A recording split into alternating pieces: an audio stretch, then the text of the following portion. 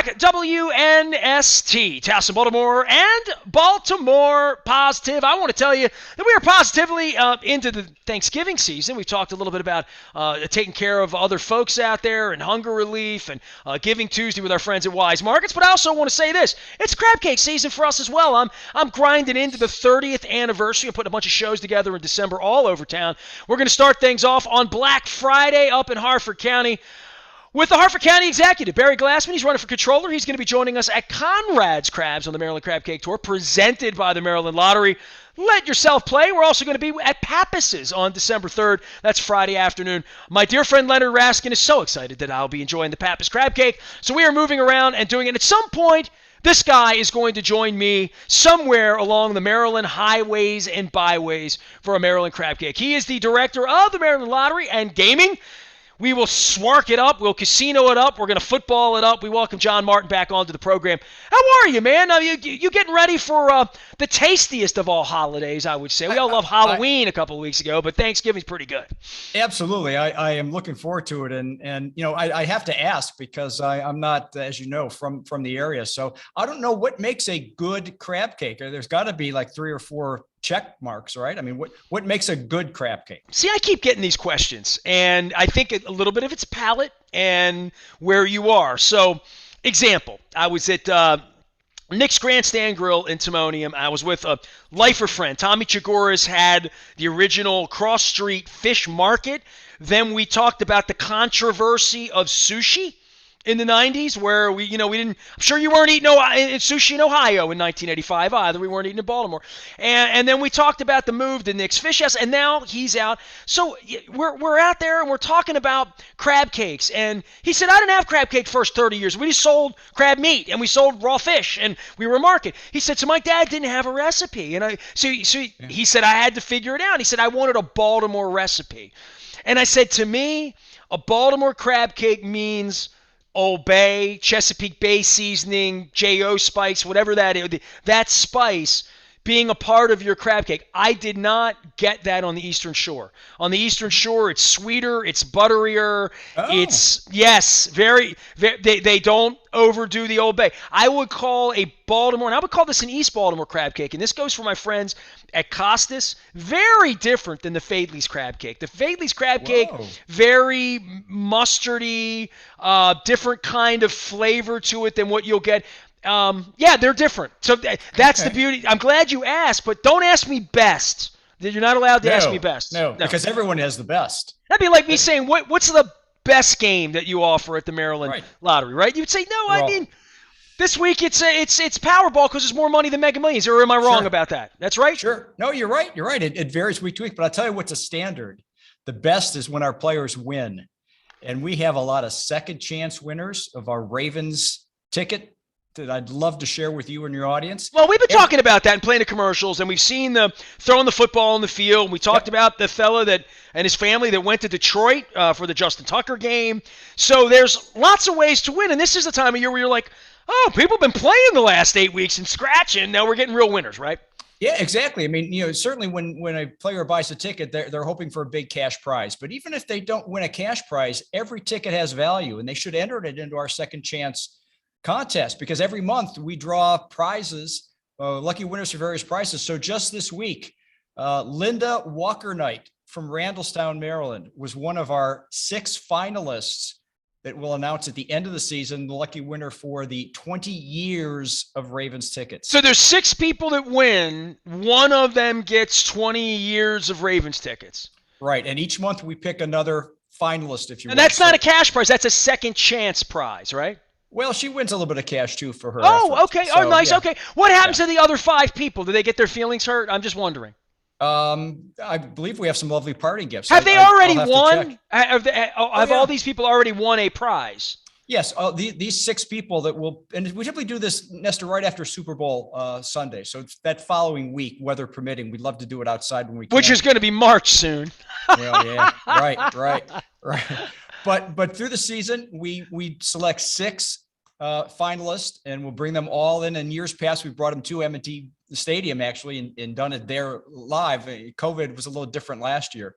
But they all win a cash prize for just being selected. But then each month we also have additional prizes, like Gloria Fisher won $10,000 in cash. She's from Northwood, Maryland. Dave Zalkus and Kristen Goswellen won 2022 season tickets.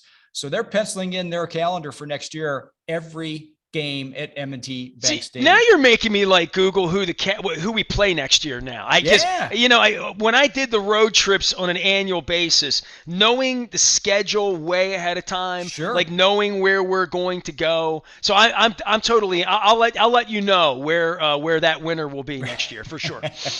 No, that's great. And then you alluded to it before, the Pass for Cash game day experience. Alan Johnson from Gambrels won that prize. He'll be participating on January 2nd. And here's the kicker. Wait for it, Nestor.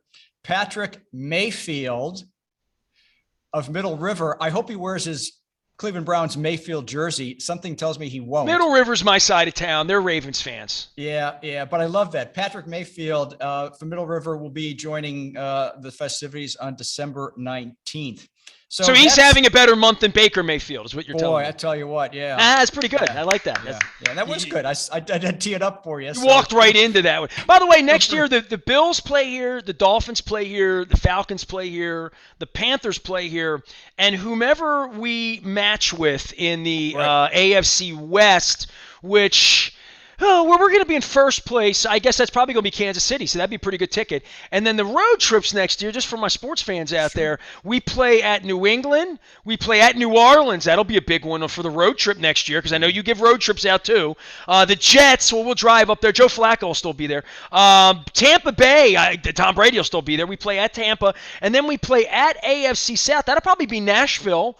And then we play at NFC East to be determined. That could be that could be the Washington football team, or that could be the Dallas football team. So I don't know. That's an interesting road trip. John Martin is here. He's from the Maryland Lottery. We got to open last week on casino and all that. I just want to say, I get your emails every week from Seth. There was a big Royal Farms winner. I'm wearing my Chicken Palooza. $50,000 cash bonus prize sold at the Fleet Street Rofo. I know where that is. I get my chicken over there when I walk east. See that? Yeah. Get a lottery ticket next time you're there. Cookies and cash. We also had a $10,000 winner in Essex on Marlin Avenue. So, I'm giving a little love to my Royal Farms people. So have at that. Absolutely. And people can visit mdlottery.com to read about these winner stories. It's fun. We're in the business of giving away money. And I tell you, another thing we're in the business of is fun and exciting and different games. We have a new $20 scratch-off game that just launched this week. It's called Win $100, $200, or $500. And why that's unique is because normally when we have a scratch-off ticket, you know what the top prize is. It's advertised right there on the ticket. And you know that the lowest prize is typically going to be the face value of the ticket. And there may be 6 or 7 prizes in between that are stepped between the two. And then you never throw it out because you have a second chance. I just want to put that in because a lot of people don't know that. Okay, that's right. But the value proposition here is it's buried in the title, not buried so much that you can't find it. You win either $100, $200. I'm sorry. What is it? Yes, I've confused myself. I'm so excited. You win $100, $200, or $500. There's only 3 prizes you can win for a $20 ticket. Okay. So people really enjoy this ticket. We've done it a few years now with a $10 ticket where it's win 50 or 100. And it quickly became our most popular $10 ticket. So we thought, let's kick it up a notch. Let's take it to $20. And see if we have an appetite at $100, $200, or $500 winners. So that's in retail this week, doing very well. And your players should look at that. It'd be a nice holiday. Take it to your Thanksgiving host, he or she. It'll be a nice little host present. Well, buy a lot of turkey is what I would say here. We're letting ourselves play our Maryland Lottery segment. Of course, we're getting out. We're having crab cakes. We're going to be uptown, downtown, doing Thanksgiving stuff here. Football is a part of Thanksgiving, right? I mean, this is one thing we're going to do. We're all going to sit around. By the way, what's your tradition? Are you like a pumpkin? Or are you sweet potato, apple pie? You got to have a pie. Yeah, no, we are kind of traditional. The Martin family is a long generation of eaters. Let me just put that on the record. We enjoy when we start getting ready for this like now. So we will come to the table hungry on Thanksgiving, I'm all and we about the are sides. You know what I oh mean? What's we're on your very side? So traditional. what do you see? I'm East Baltimore, so we do sauerkraut and kielbasa, right? But I'm Oh very man, much mashed potato. My wife makes the best cranberries. She has this cranberry recipe that she does with fresh cranberries. Because my mm. mom, and I've told this story for 30 years, my mom would get the can. I mean, no offense, Yeah, my friends at sure. Y sell it. It's fine. But you get the pop Yep, out of yep, the can and with this yep. sort of wiggle on the on the plate. Yeah, Right. my wife, man, she makes cranberries like with nuts and a Oh, celebration and squeezing oh, oranges and boiling up like sugar and concocting them. It's like a Willy Wonka, like that experiment room. There's steam coming off it, yep, and then she yep, cools it. And I'll tell you what, a week later when you have the leftovers and you want cranberry spread for a yep, sandwich, yep. I'm very, very appreciative. So I didn't have that till I got married because she introduced me to my mom had the jelly stuff. So my Yeah. wife, we go out a little bit. What's on your? Are you carrots, broccoli? What do you do? Yeah, we're kind of traditional, like I said, but the cranberry story, that's great because it must be a wife thing. My wife experimented 1 year with doing something like that. Her brother refused to eat it. He wanted the plop out of the can Oh cranberry. no, no, So no, yeah, no. he's not invited anymore. We don't even tell him where it is Well, I when we mean, have I've Thanksgiving. scaled Thanksgiving. I mean, I've taken the Yeah. my wife's Polish, a Polish family. They do a big thing at Christmas that's Oh yeah. pierogies and that's type of food. So Thanksgiving's very traditional, and I've brought my sort of Yeah. traditions from my family, and we both love mashed potatoes and gravy. And Oh my wife is really into making this stuffing that she makes with apples and like so we go and we watch a lot of Food Network. We're yeah. watching Valerie Bertinelli or Ina Gar, and we'll say, hey, that broccoli au gratin, that looks like a really good recipe. Let's add that. So this is the official year, and I've told my friends at Wise Markets this. This is the year where we're breaking all the rules. I'm not doing the green bean casserole. We're not going to do the white shoe peg corn. We're going to go. I'm doing new things. We're going to do Okay. carrots. We're going to do Brussels sprouts, just to do something different. So Yeah. the Yeah. best of the old and new for us. Yeah, yeah. I mean, stuffing, green bean casserole. Again, those are the traditional things. I have to. I'll tell you a quick story. Not necessarily Thanksgiving related. My wife is Irish as part of her heritage, and the first time I Mm. went to eat at their family meal, it was not necessarily a holiday. It was just a Sunday afternoon. They had potatoes and cheesy potatoes and mashed potatoes, and I looked around the table and said, is there any is there any meat here, any protein? I mean, so they come from a very earth-based potato environment. But no, So when I was a little boy, my parents took me to the Bluebell restaurant, which anybody would know, Bel Air Road North, right at the Falston line. It used to sit there, right where the carpet store was that Mr. Bill had for years.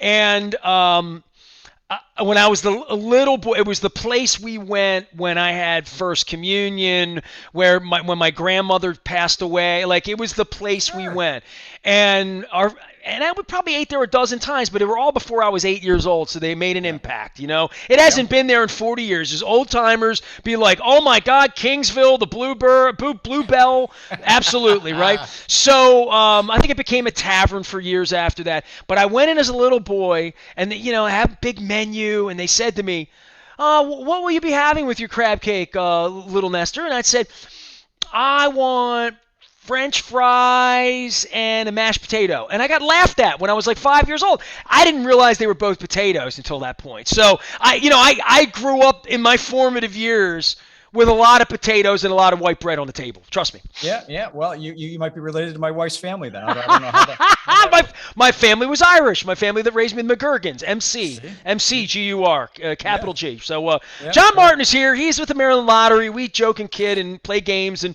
scratch off tickets and win and second chance and never throw a ticket away. But primarily what we do is we take the complaints from the people that can't gamble at a casino right now. And I know you're taking on the friendly fire of all this over the last 6 months and being involved. The Maryland Lottery and gaming part of what we're doing.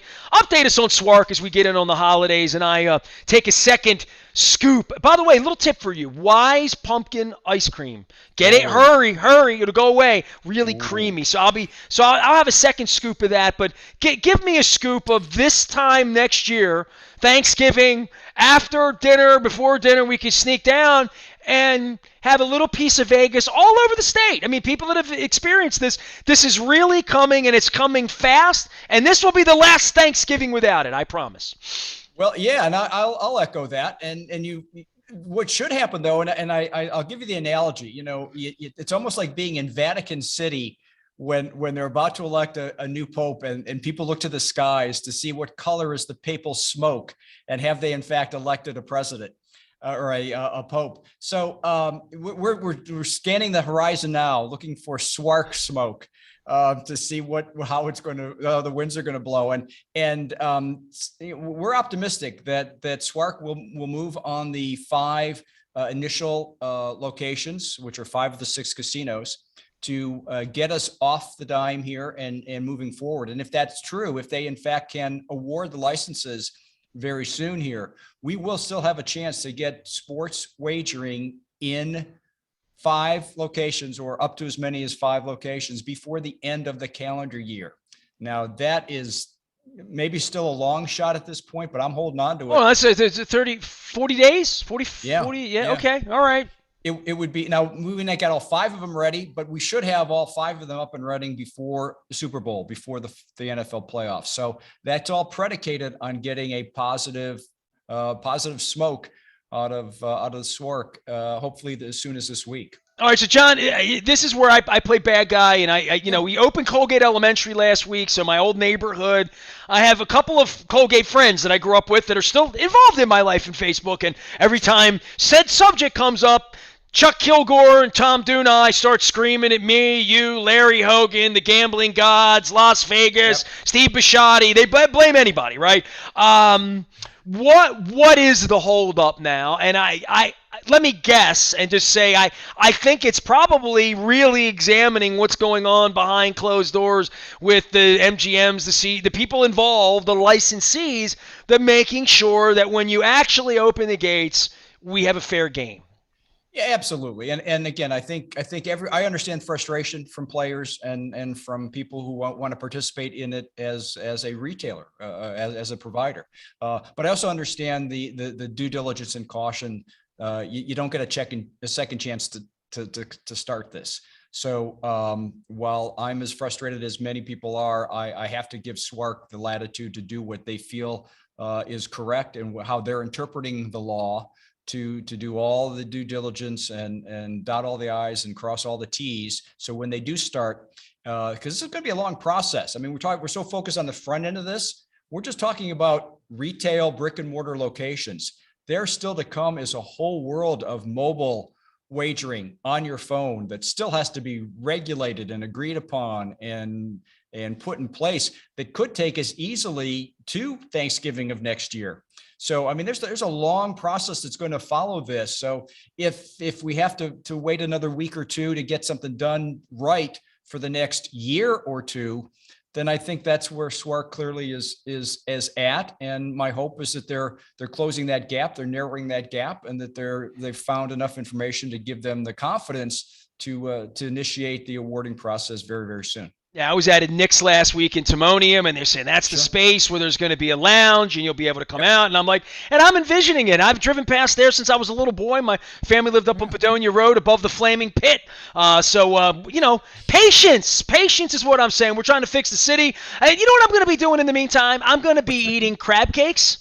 I'm going to be eating turkey and all of the aforementioned goodies. I am in search of mincemeat pie. Anybody can find me some mincemeat pie now that the Valley Bakery closed. Legitimate mincemeat pie. But I did have a chat. I had Dennis Curtin on from Wise Markets, and I gave him kudos because I saw fruitcake in there. I looked at it, and it looked like if I had never eaten fruitcake and knew what was in fruitcake, I might try it.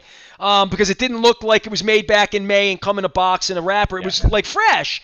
And I'm like, nah, I'm just going to stick with the eggnog and the pumpkin pie and the peppermint bark and the thing. Some of the things I want to stay traditional. Some things I just can't get back into the lane of fruitcake right now. I mean, some of these holiday things, fruitcake and what's that other thing? Juniper. It smells like cat excrement. I can't do juniper, and there's things I don't do during the holiday.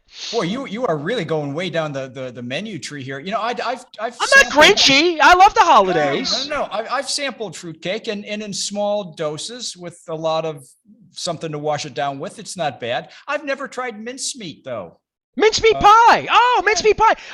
Very, very fruity, raisiny, cinnamon, nutmeg, nut. Not like a pecan where it's sweet, mincemeat is semi-sweet, like a raisin would be, like prune. It's almost pruny.